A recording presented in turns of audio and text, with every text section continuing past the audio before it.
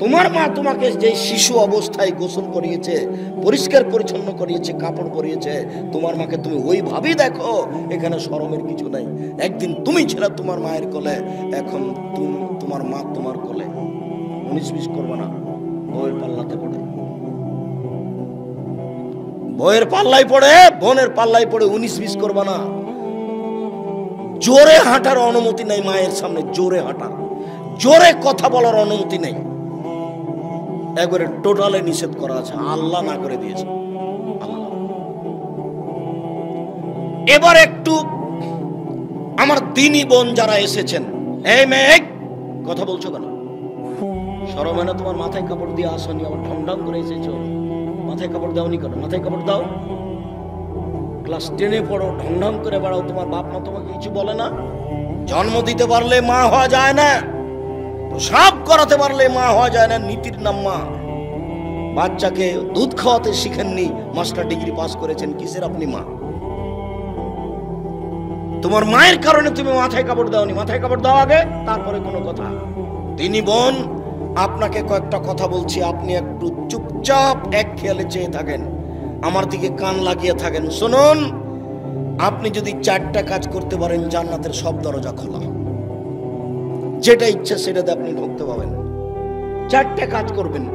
1, সলাত খামসা, 5 ওয়াক্ত সলাত আদায় করবেন, নামাজ পড়বেন। 2, সমাজ সাহারাহা, রমজান মাসে সিয়াম পালন করবেন। 3, আতাত বালাহা, স্বামীকে মেনে চলবেন। 4, আহসানাত ফারজাহা, জেনায় লিপ্ত হবেন না। 1, ওই মহিলার জন্য জান্নাতের সব দরজা খোলা, যে 5 ওয়াক্ত সালাত আদায় করলো। 2, রমজান মাসে সিয়াম পালন করলো। 3, স্বামীকে মেনে চললো, তিতা লাগলেও মিঠা লাগলেও। 4, জেনায় লিপ্ত হলো না।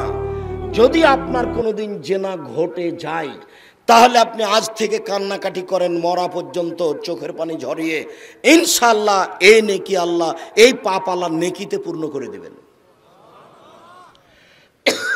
আপনাকে বিনয়ের সাথে কান্নাকাটি করতে হবে। জেনা ঘটে যাওয়ার জন্য আপনি কান্নাকাটি করে আল্লাহকে বলুন। আল্লাহ তাআলা ওয়াদা করেছেন মানুষের সাথে, আদমের ছেলে মেয়েকে বলেছেন, আদমের ছেলে মেয়ে শুনে রাখো, অনাহান নাফসা আনিল হাওয়া ফাইনাল জান্নাতা হিয়াল মাওয়া।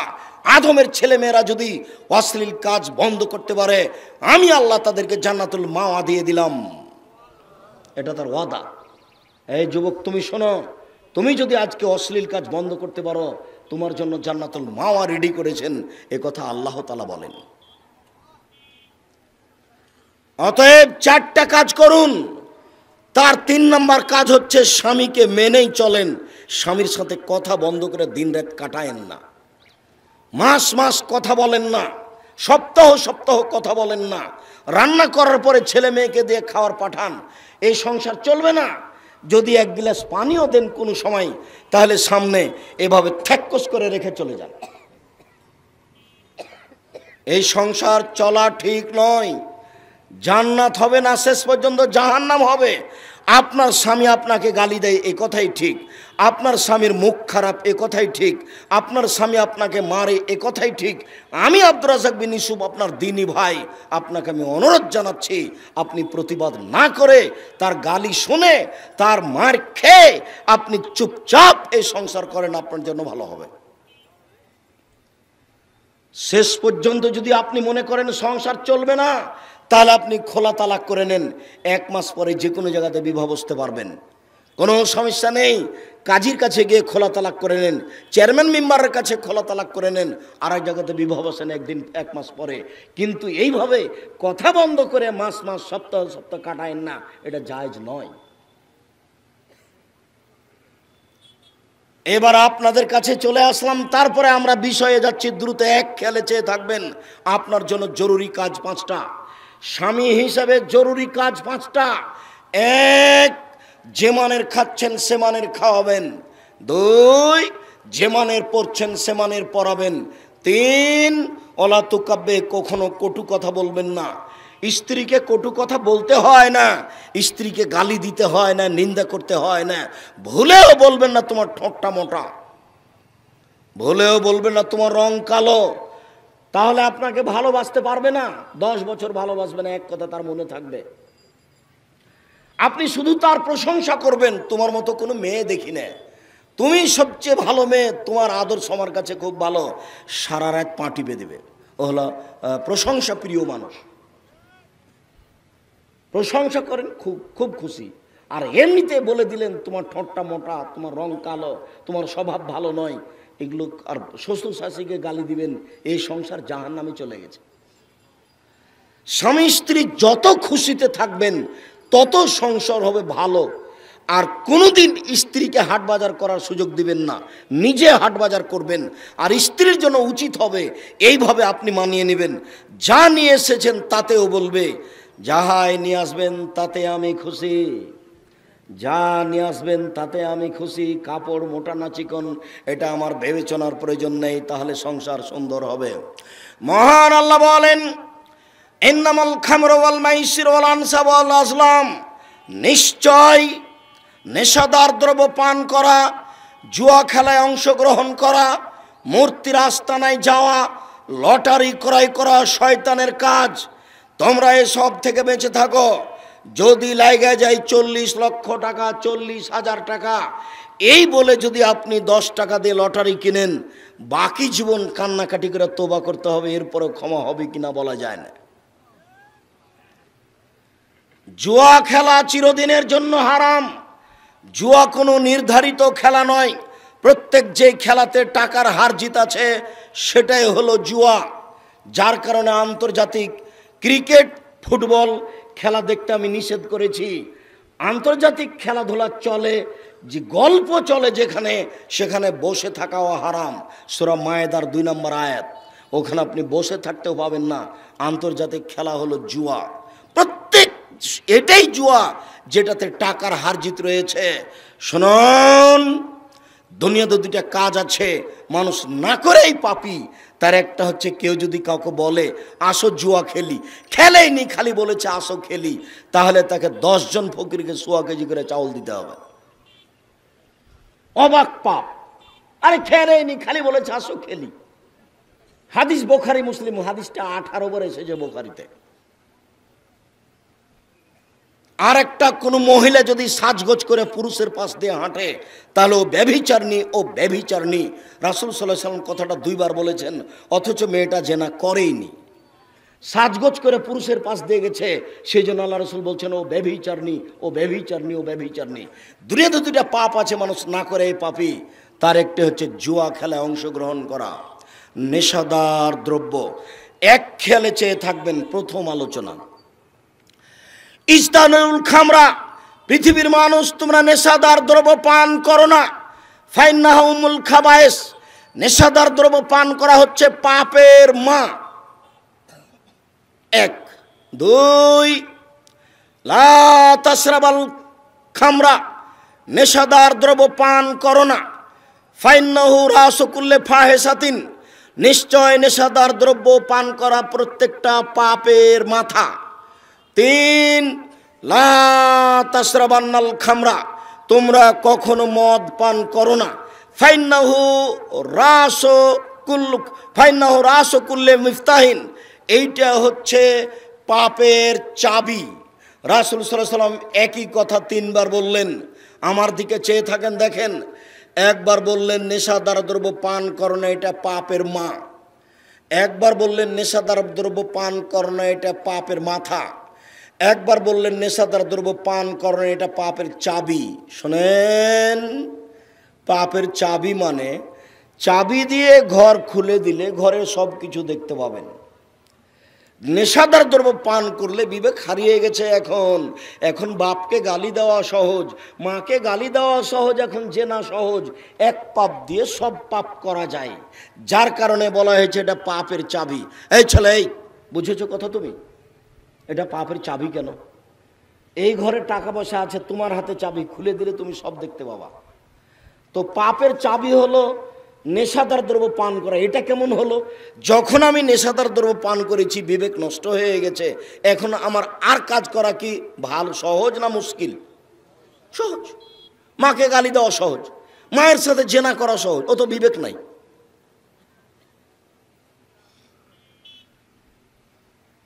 দুই, এটা পাপের মাথা, তার মানে এটাই মূল, নেশাদার দ্রব্য পান করলে সব হয়ে যাবে। তিন, এটা পাপের মা, মানে এটাই আসল, নেশাদার দ্রব্য পান করলে সব পাপ হয়ে যাবে। এই জন্য রাসূল সাল্লাল্লাহু আলাইহি ওয়াসাল্লাম বললেন যেটা পাপের মাথা। অবাক হবেন, এরকমভাবে বাক্য আল্লাহর নবী আর কোনো পাপের জন্য উল্লেখ করেননি। তিনি বলেন, মান শারিবাল খামরা লাম তুকবাল্লাহু সালাতুন আরবাইনা লাইলা, কেউ যদি একদিন নেশাদার দ্রব্য পান করে, বিড়ি, তামাক, জর্দা, সিগারেট, গুল খায়, তাহলে 40 দিন তার সালাত নামাজ কবুল হবে না। এমন কোনো পাপ নাই যেটা করলে 40 দিন নামাজ কবুল হবে না, এই কথা আল্লাহ নবী বলেছেন। মানুষ যদি মানুষকে হত্যা করে মহাপাপ, তারপরে তার 40 দিন নামাজ কবুল হবে না, এই কথা আল্লাহ নবী বলেন। মাকে গালি দেওয়া মহাপাপ, এরপরেও তার 40 দিন নামাজ কবুল হবে না, এই কথা আল্লাহ রাসূল বলেননি। মিথ্যা সাক্ষী দেওয়া মহাপাপ। নাটোর জেল থেকে একটা লোক আছে, ও নিজেই জানে না আমি কেন জেলে। হালতি গ্রামে না কোন গ্রামে মারামারি হয়েছিল, সেদিন 1 নম্বর আসামিটা ও ছিল রংপুরে। তো এরা ভাবলো যে ওকে 1 নম্বর আসামি করতে পারলে ওকে ধ্বংস করে দেবো ওর দলকে, তখন ওকে 1 নম্বর আসামি করে দিয়েছে। এবার ও সাক্ষী জজের সামনে গিয়ে বলছে আমি 2 চোখে মারতে দেখেছি, অথচ যার কথা বলছে ও সেদিন ওখানেই ছিল না। তার মানে সাক্ষী, মিথ্যা সাক্ষী পৃথিবীতে 3য় মহাপাপ। মহাপাপ মিথ্যা সাক্ষী, মহাপাপ মিথ্যা সাক্ষী। এর পরেও 40 দিন সালাত বন্ধ থাকবে, এ কথা আল্লাহর নবী বলেননি। মুহাম্মদ সাল্লাল্লাহু আলাইহি সাল্লাম বলেন, মান শারাবাল খামরা লা ইয়ারজাল্লাহু আনহু আরবাইনা লাইলা, কেউ যদি নেশাদার দ্রব্য 1 দিন পান করে, 40 দিন সে আল্লাহকে নিজের দিকে করতে পারবে না। 40 দিন সে আল্লাহকে নিজের দিকে করতে পারবে না। এমন কোনো দুনিয়াতে পাপ নাই যে পাপ করলে আল্লাহকে 40 দিন নিজের দিকে করা যাবে না। সেটা শিরক হোক, সেটা বিদআত হোক, সেটা জেনা হোক, সেটা চুরি হোক, সেটা সুদ হোক, সেটা ঘুষ হোক, সেটা যেটাই হোক না কেন, পৃথিবীতে এমন কোনো পাপ নাই যেই পাপ করার পরে আল্লাহকে 40 দিন নিজের দিকে করা যাবে না। হাতে হাতে করা যাবে। কোটি কোটি টাকা সুদ খেয়েছে, তারপরে বলছে আল্লাহ আমার ভুল হয়েছে, আমাকে মাফ করো, তা আল্লাহ বলবেন আচ্ছা ঠিক আছে করলাম। নেশাদার দ্রব্য পান করার পরে যদি বলে হবে না, 1 দিন 2 দিন, 40 দিন পরে কিছু বললে হতে পারে।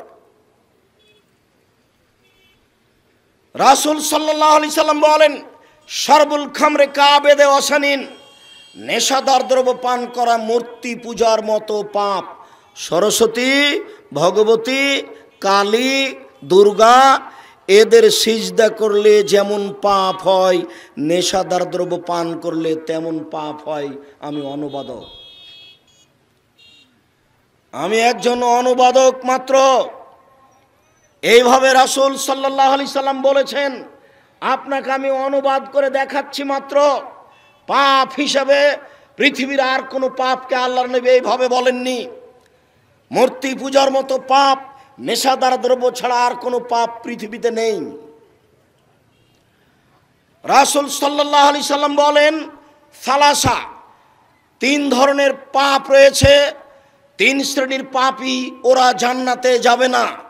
3 শ্রেণীর পাপী ওরা জান্নাতে যাবে না। 1, মদমেনুল খামর, নিয়মিত বিড়ি, তামাক, জর্দা, সিগারেট, গুল, নেশাদার দ্রব্য খায়, পান করে যে, সে জান্নাতে যাবে না। 2, ওর রাজলাতু মিনান নিসায়ে, পুরুষের বেশধারী নারী যারা, পুরুষের বেশধারী নারী ওরা জান্নাতে যাবে না। যারা পুরুষের জুতা স্যান্ডেল পরে, যারা পুরুষের শার্ট প্যান্ট পরে, যারা পুরুষের পোশাক পরে, তারা জান্নাতে যাবে না।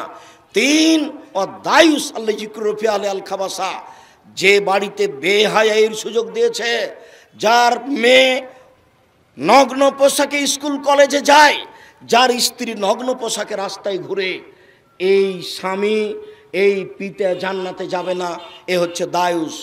এই ছেলে, ওইখানে গাড়ি স্টার্ট দেওয়া নিষেধ করবে প্রথমে।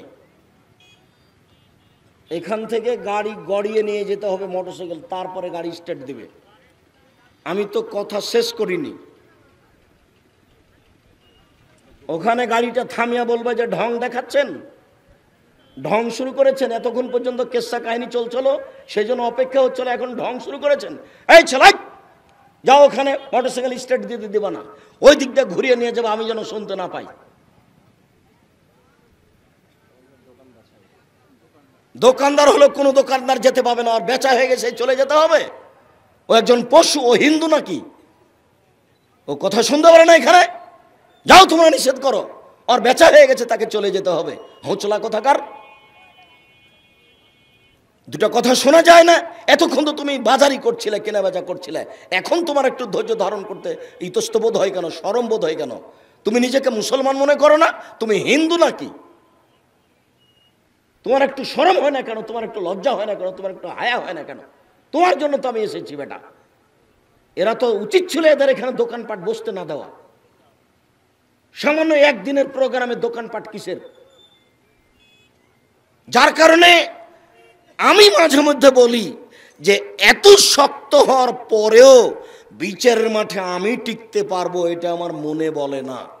কেননা বক্তব্যের সাথে এরকম মেলার কোনো মিল নাই, বক্তব্যের সাথে এত পয়সা খরচ করে প্রস্তুতির কোনো মিল নাই, ধর্মের সাথে এগুলোর কোনো মিল নাই, কেসা কাহিনীর সাথে মিল নাই।